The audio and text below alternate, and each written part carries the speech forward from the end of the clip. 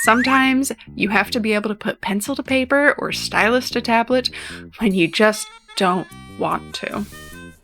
And people who aren't artists wouldn't usually think this is a problem we'd have. I mean, don't we seem like we're always inspired, infinite creative wells of ideas? I mean, we like drawing. How could we not want to do it? Well, like any passion you can get deeply absorbed in, sometimes your feelings on it will change. That said, artists also sometimes have obligations to draw that there's no avoiding. Sometimes it's for work, sometimes it's for school, sometimes it's to get over some mental block that's keeping you from drawing in the first place. I will tell you right now, from my experience as a freelance artist, you don't always want to draw. You won't always care about every project, but if you want the freedom to make art whenever you want, to do it to pay your bills, you have to learn tricks to get yourself to do just that. And as someone who's survived getting an animation degree and works freelance, well, I have more than a few of those tricks I'd like to show you in this video. As a huge disclaimer, this video is not a pass for you to work through burnout. If you're burnt out, go watch my video about burnout, not this one. This video is also not a pass for you to refuse to fill your creative well or be mean to yourself by forcing yourself to draw. If you genuinely must rest, do so. And do not forget that even if you have obligations to fulfill as an artist, you can strike a balance between rest and getting what you need done. This video is going to assume you've already ruled out or done everything you can to mitigate burnout and crunch time or overwhelm. Right? All right? Good. Now, let's get into it.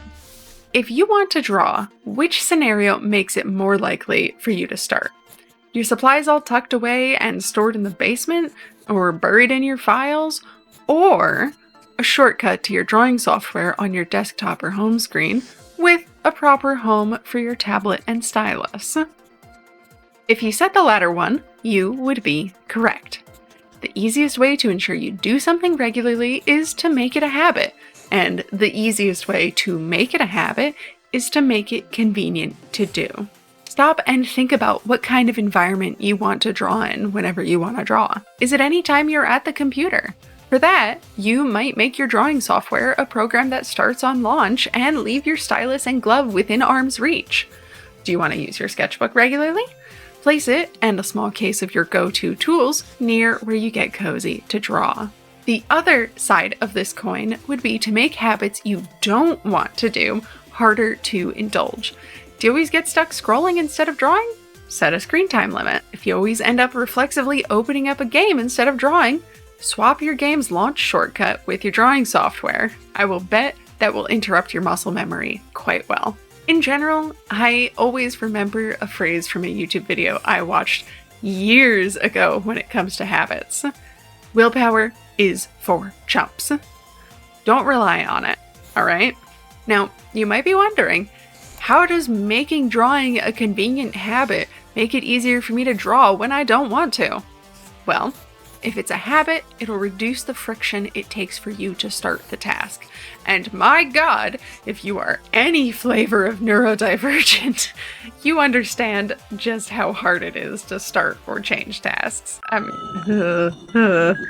So, by making drawing easy and convenient, you will eventually not have to think too hard about starting. And that is what makes it easier to draw when you don't want to. On the less immediately action-focused side of solutions, it can help you want to draw by remembering why you want to do it in the first place. If you know you want to draw, but you just can't get yourself to start, then remembering why you want to can help motivate you. What I would suggest is to collect all the things that inspire you to draw into one place.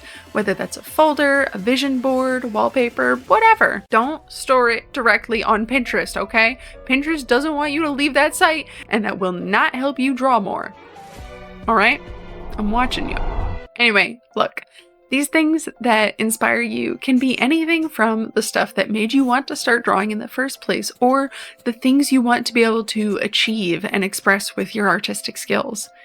Maybe you want to make art because it's the best way you know to explain something deep within you that matters a lot. Or maybe you want to be financially independent and the regular paths aren't available to you for some reason. No matter why you want to draw, having those inspirations handy in one place to look back on will help you refocus yourself when things get hard. You can go back and look at those inspirations and go, oh yeah, that's why I wanted to do this. And if you don't know why you want to draw, I would definitely encourage you to stop and interrogate that first before you go and do anything else in this video. The very last thing I want to suggest to get yourself to draw is to make it enjoyable. Drawing is supposed to be fun, so if you're not having fun, you're doing something wrong. Take a look at your process and question each part of it. If you're getting all in your head about drawing, that means you need to address that instead of powering through it. If you hate your current tools and setup, it's time to change them. And if you're not even drawing stuff you like, then it's time to find what you do like about your current obligations, even if it's really, really tiny. And afterwards, move on to different things. And if you're expecting way too high of standards for yourself, lower them. Keep those in check, please.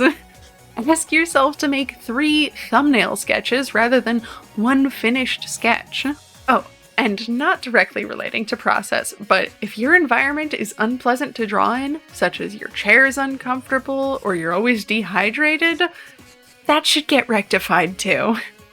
Make yourself cozy, put on things you like, and heck, if you need the company, find some friends you can quietly draw alongside. Making something enjoyable will make it more enticing to your brain to do.